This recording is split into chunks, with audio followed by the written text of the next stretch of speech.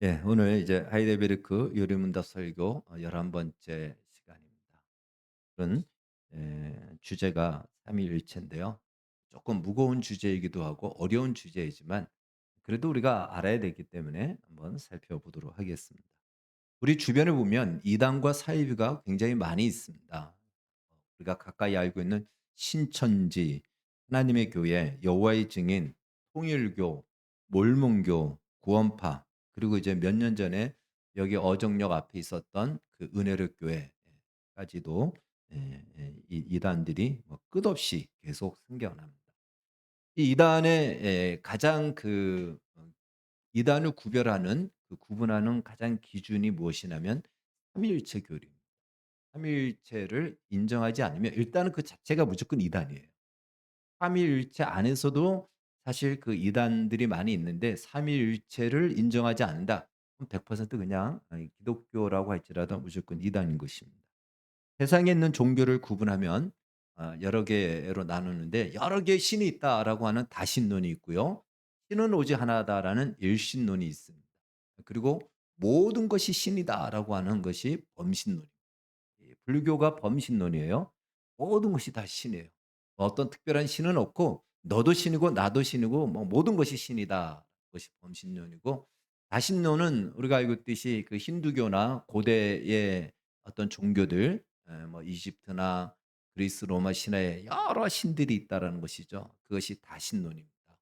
일신론을 가지고 있는 데는 바로 유대교, 이슬람교, 기독교죠. 신은 오직 한 분, 하나이다라는 것이 일신론입니다. 그러면 다신론은요. 그냥 그 자체가 그냥 다른 종교예요. 범신론도 아예 그냥 다른 종교입니다. 그럼 우리가 일신론을 주장하는 유대교, 이슬람교, 기독교는 하나인가라고 할 때 그 안에서도 다르다라는 것입니다. 일신론을 주장하는 하나님은 신은 하나다라고 하는 그중에서도 나눠지게 됩니다. 유대교나 이슬람교는요. 다니엘신론을 주장합니다. 일신론 중에서도 다니엘신론인데 기독교 이단 안에서도 이제 여호와의 증인이 대표적인 다니엘신론입니다. 이 다니엘신론은 무엇이냐면 성부 하나님만이 진짜 신이다 쉽게 말하면 성부 하나님이 신이고 성자 성령은 조금 성부 하나님보다 열등한 신이다라고 가르치는 것이에요. 그래서 하나님은 성부 하나님만이 신이다라고 얘기하고요. 또 우리가 앞으로 계속 살펴보겠지만 하나님은 하나인데 그냥 모양에 따라서 경우에 따라서 모양이 다르다라고 그렇게 가르치는 양태론 같은 이단도 있습니다. 그것이 또 신은 하나다라고 하는 일신론 안에 있는 또 다른 이단이 되는 것입니다.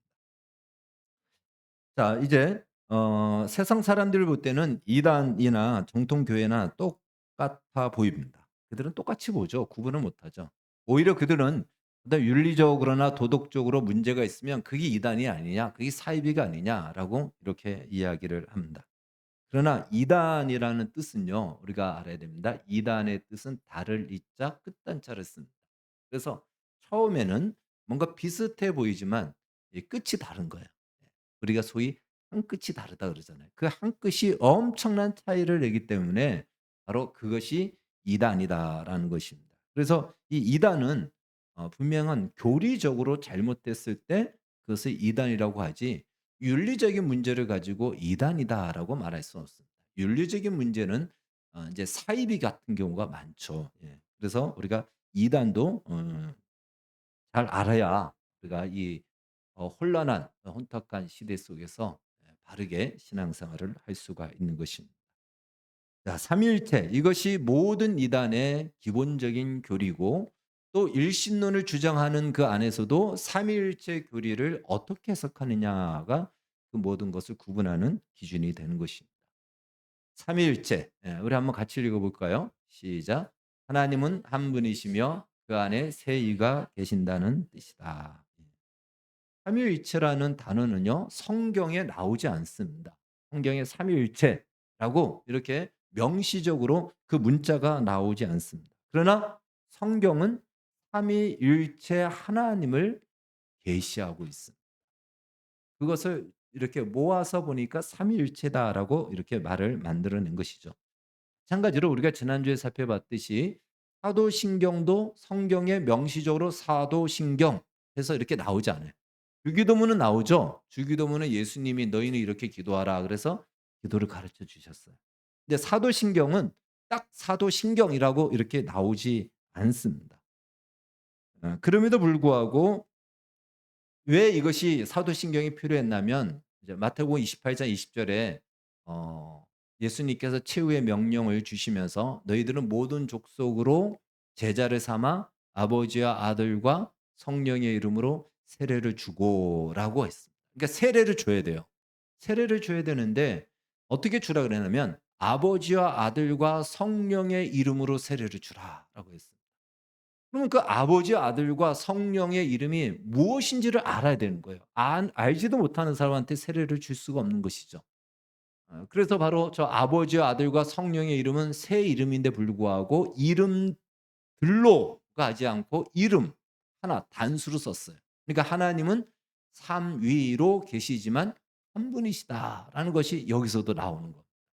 그리고 이름으로라는 표현은요. 이름 안으로라는 뜻이에요. 이름 안이라는 것은 바로 삼위 하나님의 관계 속으로 들어간다 이겁니다. 여러분 세례 받으셨죠? 세례 받았다는 것은 무엇이냐면 삼위 하나님과 이제 관계를 형성했다라는 엄청난 놀라운 축복이고 놀라운 복이다라는 것입니다. 그런데 이것을 이 세례를 주기 위해서는 분명한 기준이 있어야 되는 거죠. 이 사람이 무엇을 믿고 자기가 무엇을 고백하고 어떤 신앙을 가지고 있는지 알아야 되는 것이죠. 그래서 그것을 요약하여 가르쳐 주고 고백하는 것이 사도신경입니다. 그 사도신경을 늘 우리가 고백하죠. 그런데 이 사도신경을 쭉 쓰다 보니까 사도신경 안에 하나님께서 행하신 일들이 있는데 이 하나님의 행하신 일들이 세 부분으로 나눠져 있다라는 거예요. 세 부분으로 나눠져 있다라는 것입니다. 그래서 하이데베르크 23는 이렇게 물어봅니다. 자, 이 조항들은 어떻게 나누어집니까? 한번 같이 읽어보겠습니다. 시작. 세 부분으로 나누어집니다. 첫째, 성부 하나님과 우리의 창조. 둘째, 성자 하나님과 우리의 구속. 셋째, 성령 하나님과 우리의 성화에 관한 것입니다. 다시 말해 사도신경은 아무렇게나 막 쓰여진 것이 아니고 분명히 내용에 따라서 구분되었는데 첫 번째는 성부 하나님의 존재와 성부 하나님의 하신 일, 무슨 일을 하셨는가. 두 번째 부분은 성자 하나님의 존재와 성자 하나님이 무슨 일을 하셨는가. 우리의 구원을 위해서 하셨다는 것이고 세 번째 부분은 성령 하나님의 존재와 성령 하나님께서 하시는 일이 무엇인가. 이렇게 구분되어 있는 거예요. 그것이 사도신경 안에 있다라는 것입니다. 자, 한번 사도신경을 한번 볼까요? 우리가 늘 고백하는데 먼저 성부 하나님의 사역을 보면은요. 첫 번째 이렇게 고백하죠. 전능하사 천지를 창조하신 하나님 아버지를 내가 믿사오며 두 번째는 그 외아들 우리 주 예수 그리스도를 믿사오니 해서 바로 산자와 죽은 자를 심판하러 오시리라 라고 해서 성자 하나님과 그분이 하신 일과 그리고 앞으로 하실 일까지도 이렇게 명시하고 고백하고 있는 것입니다. 마지막 세 번째 부분 성령 하나님의 사역은요. 성령을 믿사오며라고 고백하죠. 그러면서 성령 하나님이 하시는 일은 이 땅에서 교회를 세우시고 교회 안에서 우리를 거룩하게 만들어 가시는 성화의 사역을 하십니다. 그것을 저렇게 마지막 부분으로 고백하게 하는 것입니다. 그래서 우리가 이것이 바로 예수를 믿는다라고 할 때 우리의 믿음의 내용인 거예요. "나 예수 믿어."라고 할 때 뭘 믿냐? 이 내용을 믿는 거예요. 예. 그러니까 예수 믿는다라고 하면서 예를 들어서 천지를 창조하신 하나님을 믿지 않는다? 그거는 믿는 것이 아니에요. 예수를 믿는다고 하면서 성령으로 예수님이 잉태됐다라고 하는 것을 안 믿으면 그거는 예수 믿는 것이 아닙니다. 그런 사람은 세례를 줄 수가 없는 겁니다. 그러니까 이 부분이 분명하게 필요한 것이고 이 신앙의 고백이 기준이 되어야 세례를 줄 수 있는데 보니까 이 세 부분은 성부, 성자, 성령의 사역이었다. 성부 하나님, 성자 하나님, 성령 하나님의 일하신 사역이었다라는 것을 우리가 알 수가 있는 것입니다. 삼일체 교리는 어 구약 성경에서는 사실 희미하게 좀 소개되고 있습니다. 구약 성경에 이것을 선명하게 소개하지 않는 이유가 있어요. 그 이유는 무엇이냐면 구약 시대는 말 그대로 완전히 우상 숭배 천지입니다. 그러니까 신론이에요. 다신교예요. 모든 나라와 민족이 다 다신론입니다. 그중에서 이스라엘 백성들에게는 오직 한 분 하나님만 믿어야 되기 때문에 일신교죠. 그러니까 삼위 하나님으로 소개해 줄 때는 또 하나님을 무슨 삼신으로 생각해서 또 이들도 마치 다신교처럼 하나님을 믿을 수 있는 거죠. 그래서 하나님은 한 분임을 강조했던 것입니다. 그러나 구약 성경에도 삼위일체 하나님은 소개되고 있어요. 예. 예. 성경에 보면은 하나님이 인간을 창조할 때에 우리의 형상을 따라 우리의 모양대로 우리가 인간을 만들고라고 했죠. 그러니까 하나님이 자신을 소개할 때 우리라고 이야기하셨다는 거예요. 우리. 복수로 이야기하셨어요. 또 구약 성경에 보면 사사기에 보면은 사사기 13 장에 보면은 삼손의 이 부모가 천사에게 경배를 합니다. 원래 여러분 천사들은 경배를 받지 않아요. 경배를 하면은 나에게 경배하면 안 되고 하나님께 경배하라라고 얘기하는 것이 천사예요. 그런데 그 천사는 받아요. 그것은 다시 말해 천사로 나타났지만 사실 제2의 하나님, 성자 하나님이 구약 시대에 나타난 것. 그래서 그 경배를 받으십니다. 예. 그래서 천사가 경배를 받는다. 그것은 천사가 아니고 천사처럼 나타났지만 바로 제2의 하나님, 성자 하나님이 이 천사의 모습으로 인간의 모습으로 나타난 것이죠. 그리고 창세기 창조의 이 사역에 보면 태초에 하나님이 천지를 창조하시니라 땅이 혼돈하고 공허하며 하나님의 신은 수면 위에 운행하시니라. 여기서 하나님의 신은 성령을 얘기합니다. 그러니까 하나님의 창조 사역에 성령 하나님이 함께 하셨다. 바로 이것이 이제 구약에 나타난 삼위일체의 대략적인 모습입니다. 이 삼위일체 하나님은 신약 시대에 와서 구체적으로 나타나죠. 예수님이 탄생하실 때 그 장면을 사도 요한은 요한복음에서 바로 그 예수님은 하나님이시다. 말씀이시고 그분은 하나님이시다라고 말씀하셨고 바로 이 세상을 창조하실 때 그 말씀 그분을 위해서 창조되었다라고 해서 바로 성자이신 예수 그리스도 제2의 하나님이 창조 사역에 같이 하셨다라는 것도 소개하고 있습니다. 그리고 아버지의 독생자라고 증언도 하고 있습니다. 오늘 우리가 성시교독에서 읽어봤듯이 예수님께서 세례를 받으실 때에 하늘에서 하나님의 음성이 들립니다. 성부 하나님이 이는 내 사랑하는 아들이다 라고 말씀하시거든요. 그러자 성령 하나님께서 비둘기처럼 성자 하나님이신 예수님에게 임재하십니다. 바로 삼위 하나님이 한 장면에 다 보여진 장면인 것입니다. 오늘 우리가 읽은 요한복음 15장에서도 예수님께서 이렇게 말씀하셨어요. 내가 하나님 아버지로부터 보혜사 성령을 받아 진리의 성령을 너희에게 보내면 그가 나에 대해서 증언할 것이다. 여기서도 바로 성부, 성자, 성령이 다 소개되고 있습니다. 그러니까 신약 시대에는 구체적으로 이렇게 소개되고 있고 우리가 늘 알고 있듯이 아버지, 아들과 성령의 이름으로 세례를 주고라고 하는 것도 역시 삼위일체를 말씀하고 있는 것입니다. 그러면 왜 이 삼위일체 하나님은 과연 어떻게 존재하시고 이 하나님은 어떻게 우리가 이해를 해야 되는가? 이것이 이제 중요하겠죠. 바로 삼위 하나님은 삼위 하나님, 삼위일체로 존재하시되 각각의 독립적인 인격을 가지고 있으면서 한 분이시다. 여러분 이해가 됩니까? 이해가 됩니까? 안 됩니까? 이해가 안 되는 것이 정상이에요. 삼위 하나님은 우리가 하나님을 유일하신 하나님이다 이렇게 얘기해요. 하나님은 유일하십니다. 다시 말해 하나님과 같은 분은 이 세상에는 존재할 수 없습니다. 예. 유일하세요. 하나님의 존재도 유일하십니다. 그래서 삼위 하나님을 이 세상의 어떠한 비유를 통해서 설명할 수가 없다라는 거예요. 유일하신 하나님이시기 때문에 오직 하나님만이 그렇게 존재하십니다. 그러니까 우리가 사실 그것을 다 이해할 수 없는 거예요. 만약에 그것을 다 이해하고 믿어야 된다라고 우리가 생각한다면 그것은 '내가 하나님이 되겠다.'라는 거예요. 이 유한한 인간이 유일하신 무한하신 하나님을 어떻게 다 이해합니까? 우리가 알 수 있는 것은 하나님이 우리에게 알려주신 만큼만 아는 거예요. 근데 하나님이 어떻게 우리가 알려주셨냐면 하나님 당신이 하신 일을 통해서 하나님이 누구인지를 우리에게 알려주신 거예요. 그래서 사도신경에 보니까 뭐라고 나와요? 전능하사 천지를 창조하신 하나님 아버지를 내가 믿사오며.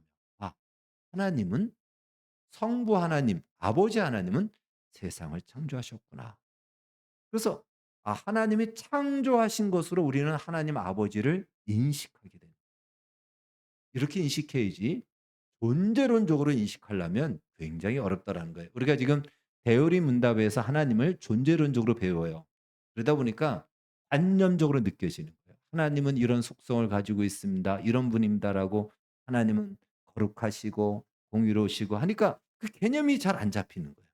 예. 근데 이 하이데베르크에서는 뭐라고 얘기하냐면 사도신경의 전통을 따라서 하나님을 소위 요 말도 어려운데 경륜적 삼일체다. 다시 말해 하나님의 일하시는 그 모습을 통해서 하나님 자신을 우리에게 계시하신 거예요. 예. 계시함. 여러분 우리도 사람을 이해할 때 어떤 사람을 이해할 때 그 사람이 어떤지를 다 연구해 가지고가 아니고 그 사람의 특징적인 거 하나 가지고 딱 기억하잖아요. 예. 그 사람이 노래를 잘한다 그러면 노래를 잘하는 사람으로 먼저 딱 인식이 된단 말이에요. 하나님에 대해서도 우리가 그렇게 인식을 하는 거지. 그리고 그 정도까지만 인식하지 그 이상으로 다 이해할 수는 없습니다. 그렇다고 하여 하나님 아버지만 창조하셨느냐? 그렇지 않아요. 삼위 하나님이 다 같이 창조하셨습니다. 자, 우리의 구원을 누가 이루셨죠? 우리를 구원하러 오신 분이 예수 그리스도죠. 제2의 하나님 성자 하나님이세요. 그럼 성자 하나님만이 우리의 구원을 이루셨느냐? 그렇지 않습니다. 삼위 하나님이 다 하셨어요. 그러면 왜 성부 하나님은 창조, 성자 하나님은 구원이라고 얘기했냐면 이렇게 하신 거죠. 창조의 일을 삼위 하나님이 다 하셨는데 이 일은 대표로 성부 하나님이 주관하여 주도적으로 하셨다라고 우리가 배우는 거. 구원의 역사는 삼위 하나님이 다 하셨는데 이 일은 성자 하나님이 대표로 맡아서 그 일을 주관해서 하신 것으로 대표자로 서 있는 것. 지금도 우리 가운데 우리를 감동하시고 깨닫게 하시고 믿게 하시고 구원하시고 성화하시는 이 일은 성령님이 하시는데 그럼 성령님이 혼자서 이 일을 하시냐? 그렇지 않습니다. 삼위 하나님이 다 하시는데 이 일을 주도적으로 대표로 나서서 이 일을 하신다라고 하시는 분이 누구시다? 성령 하나님이시다. 그러니까 성부, 성자, 성령 하나님은 모든 역사를 다 함께 하시는 겁니다. 단지 그 일을 주도적으로 창조와 구원과 우리를 변화시키시고 거룩하게 하시는 성화의 일을 대표로 맡으셔서 대표자로 마치 하시는 것처럼 우리에게 이해되고 인식되고 있다라는 것입니다. 그렇게 우리가 하나님을 이해해야지 하나님을 존재론적으로 이해하면 굉장히 어렵습니다. 여러분 존재론적이라고 하면 바로 이거예요. 제가 김종근이잖아요. 김종근은 어떤 사람인가? 모든 특징들을 하나씩 다 살펴서 그걸 다 종합해서 이렇게 이해하는 거예요. 굉장히 어렵습니다. 근데 특징적으로 제가 잘하는 거 예를 들어서 그거 하나 그러면 그 사람은 그냥 그 정도로만 이해를 해도 충분하다라는 것이죠. 우리가 하나님을 그렇게 이해하는 것이 우리에게 유익하다라는 것입니다.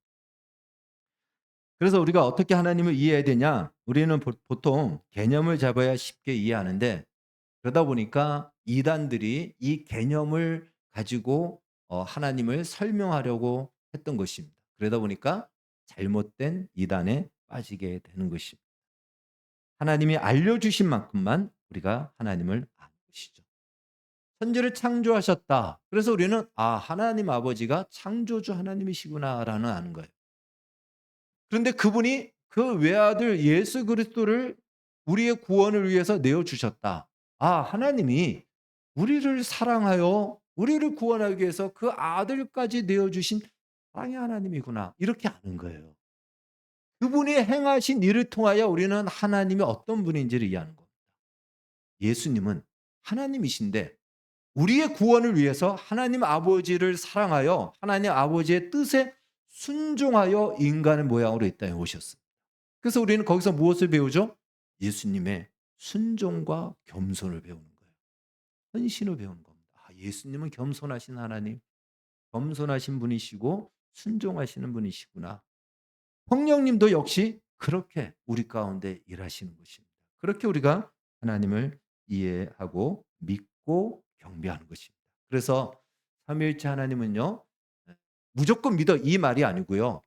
삼위일체 하나님 그 자체가 성경에 말해주고 있기 때문에 우리가 그렇게 경배하는 것이지 그분이 어떤 분인지를 막 파악하려고 하면 이상한 이단에 빠지게 된다라는 것입니다. 그래서 잘못된 이 삼위일체에 대한 이단을 한번 좀 잠깐 살펴볼까요? 음. 첫 번째는 양태론입니다. 양태론. 이것은 뭐 여러분들이 아마 어렸을 때 많이 들었을 거예요. 저도 이렇게 배웠어요. 근데 잘못된 가르침인데 그렇게 배웠습니다. 왜? 이게 좀 설명해 주려고 하다 보니까 쉽게 설명해 주려고 하다 보니까 이 양태론에 빠진 거예요. 양태론은 무엇이냐면 바로 이겁니다. 물이 그냥 물 자체로 있을 때는 액체예요. 근데 물이 얼리면은 고체가 되고 끓으면 수증기가 됩니다. 그러니까 물은 하나인데 액체로 또 물로 그다음에 기체로 또 고체로 낀다는 거죠. 제가 여기서는 목사고 집에 가서 아이들한테는 아버지고 아내에게는 남편이다. 하나인데 경우에 따라서 모양이 바뀐다. 역할이 다른다. 이게 양태론입니다. 양태론. 쉽게 이해는 되지만 매우 위험한 겁니다. 그것은 이것은 그냥 독립된 인격을 가진 삼위를 말하지 않기 때문에 이건 잘못된 것입니다. 한때 이 양태론을 주장하는 이단 때문에 정말 우리의 삼위일체 교리가 무너질 뻔했습니다. 두 번째는요. 삼신론입니다. 삼위라고 한 것은요. 위가 자리 위자인데 이걸 인격이라고 할 때 우리가 인격이라고 할 때 위격, 인격이라고 할 때 그렇게 우리가 씁니다. 삼위. 그런데 삼신이라고 하진 않아요. 삼신. 물론 성부 하나님이 신일까요? 신이 아닐까요? 신이세요. 성자 하나님은 신이십니다. 성령 하나님 신이세요. 뭐 삼신 아니냐라고 얘기합니다. 물론 삼신이라고 세 분이시고 또 각각 신이십니다. 그러나 삼신론을 주장하면은 한 분이 되지 않아요. 하나가 아니에요. 분명히 하나님이시고 다 신이시지만 독립된 인격을 가지고 있지만 독립된 신성을 가지고 있고 독립된 능력을 가지고 있고 독립된 본질을 가지고 있는 것이 아니고 하나의 본성, 하나의 본질, 하나의 능력. 그래서 삼위 하나님이 가지신 그 인격은 독립되어 있지만 그분들이 가지고 있는 그 본성과 본질과 능력과 권능은 하나입니다. 다 하나예요. 큰 겁니다. 그래서 한 분이시다라고 우리가 이야기를 하고 삼신론이라고 말하지 않는 것입니다. 이 한국 교회에서 삼신론을 주장했던 분들이 있습니다. 예. 이해가 쉬울 수 있으나 삼신론이 강하게 주장이 되면 독립된 하나님을 이야기하게 돼요. 그래서 요즘에 성령을 강조하는 그러한 운동들이 있어요. 소위 우리가 신사도 운동이라고 합니다. 이 독립된 어떤 이 삼신론에 근거한 주장이에요. 성령의 영역을 별도로 신이기 때문에 넓혀 가지고 독립된 어떤 사역을 하는 것처럼 가르친다라는 거예요. 그러나 삼위일체 하나님은 독립되어 일하시지 않으세요.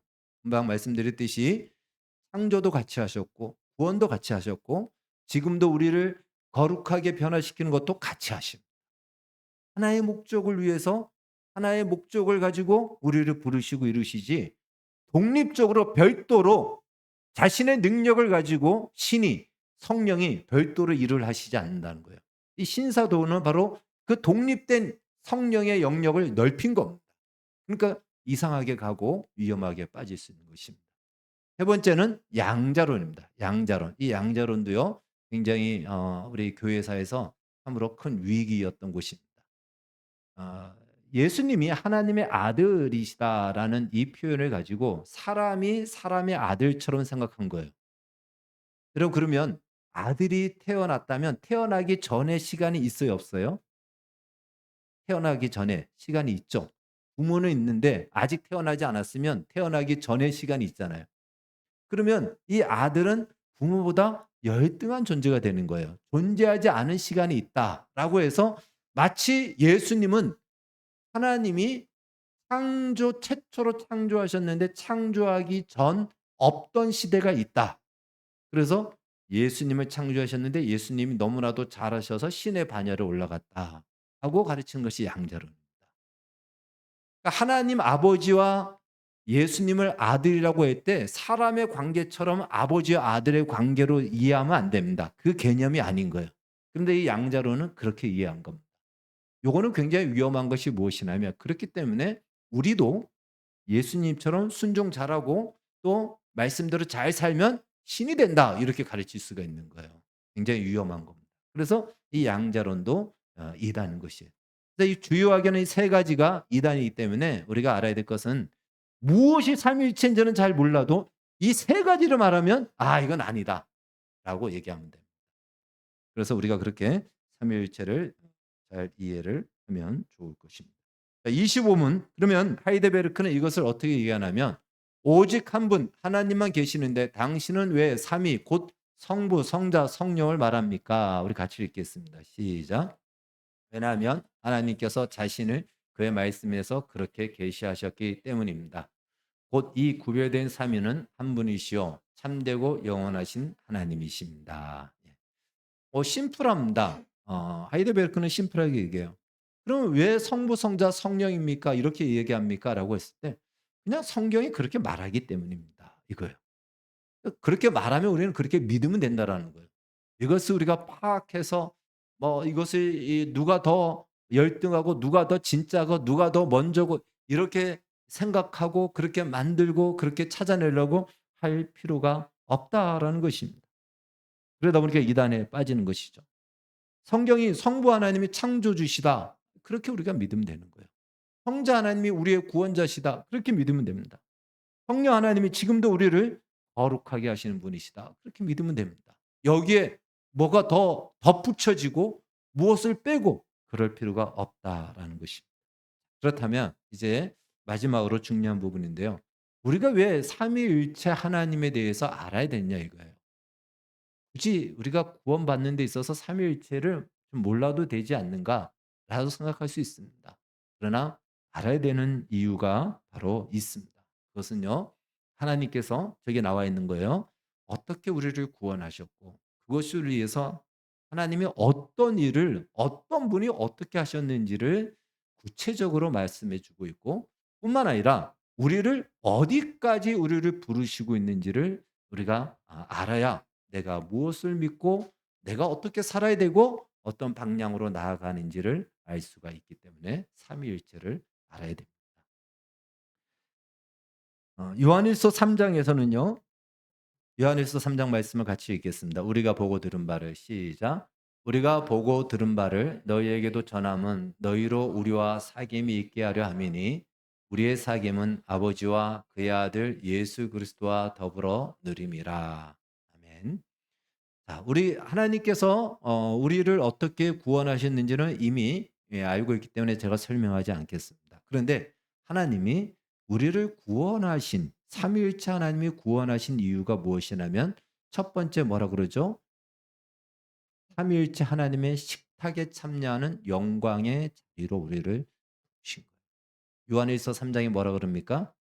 너희로 우리와 사귐이 있게 하려 함이니 우리의 사귐은 아버지와 그의 아들 예수 그리스도와 더불어 누립니다. 삼위 하나님은 영원 전부터 삼위 하나님의 관계 속에서 서로 교제하며 한 분으로 존재하셨습니다. 자, 삼위 하나님은요. 자원하여 스스로 상대에게 내재해 계셨습니다. 그러니까 아버지가 내 안에 내가 아버지 안에 있듯이 삼위 하나님은 자원하여 스스로에게 이걸 이제 부정적인 의미에서 의미가 아닌 이해를 돕기 위해서 제가 표현한다면 종속하셨다라는 거예요.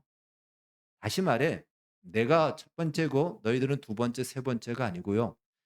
아버지 하나님은 아들 하나님에게 이 빌립보서 2장 6 절에서 11 절에 의하면 모든 영광을 예수 그리스도의 이름으로만 받겠다라고 하셨어요.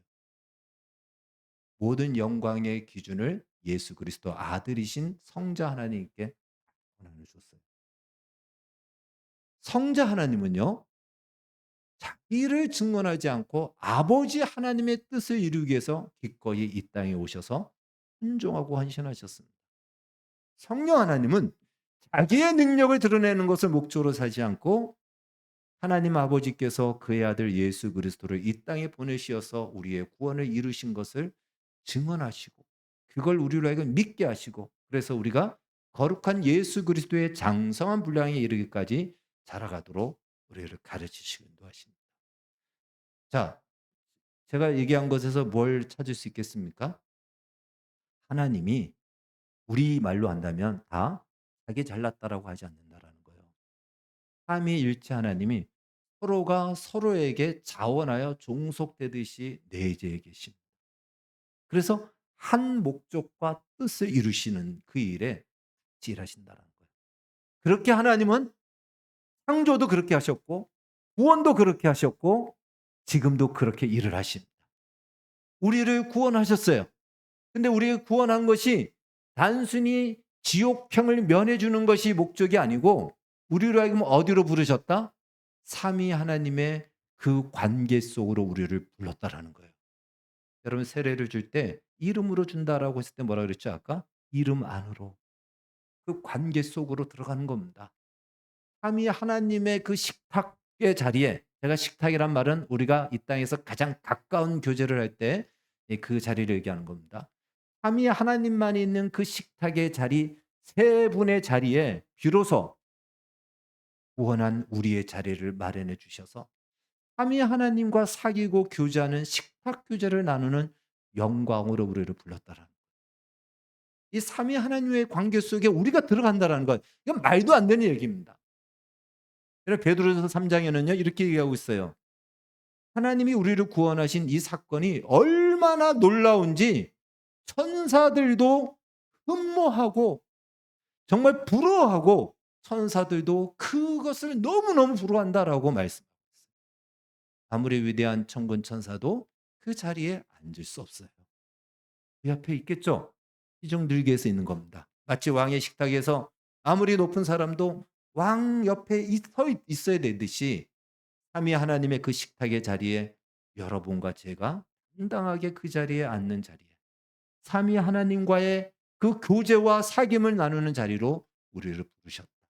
이것이 삼위일체를 우리가 알아야 되는 이유예요. 우리의 받은 구원이 그냥 적절하게 지옥 가지 않는 구원이 아니라는 것이 얼마나 영광스러운 교제, 영광스러운 자리로 우리가 부름받았는지 마치 하나님과 같은 레벨의 그 자리로 부름받고 있다라는 부름받았다. 이것이 우리의 구원이다라는 것입니다. 두 번째는요. 바로 예수님께서 요한복음 17장에서 이렇게 기도하셨어요.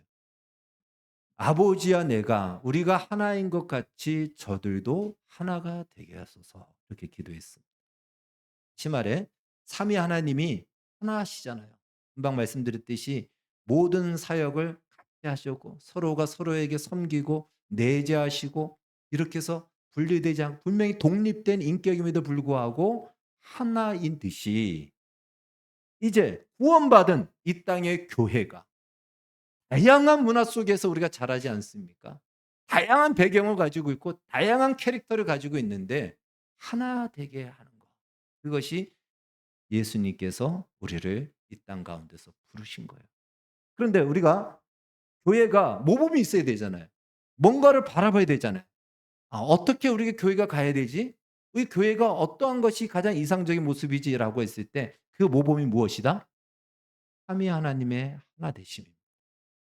그와 같이 교회도 하나가 되게 합니다.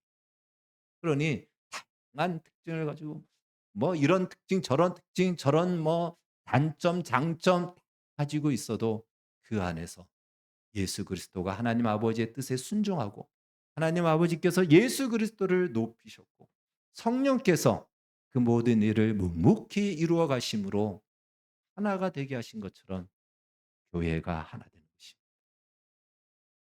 성부, 성자, 성령은 분명하게 나눠져 있어요. 다시 말해 하나님은 질서의 하나님이세요. 질서를 세우셨어요. 남편과 아내가 나눠져 있어요. 교회 안에도 질서가 있습니다. 그러나 그 질서 안에서 그것을 어떤 권력이 아닌 그 권위를 인정하면서 그 안에서 하나 되게 하는 것. 이것이 바로 삼위일체의 하나 되심과 같이 교회도 가정도 하나가 하는 것이다. 그래서 우리가 삼위일체를 알아야 되는 거예요. 그래야 우리가 어디로 부름받고 어떻게 우리가 세워져야 되는지를 아는 것입니다. 삼위일체를 다 이해하는 것은요, 불가능합니다. 그래서 이해되지 않는 것은 무엇에 속하냐면 신비에 속합니다. 이런 신비가 뭐 이상한 거 아니에요. 우리 부부의 관계도 사실 신비에 속한 것들이 많거든요. 이렇게 겉으로 딱 드러냈을 때 "야." 이러잖아요.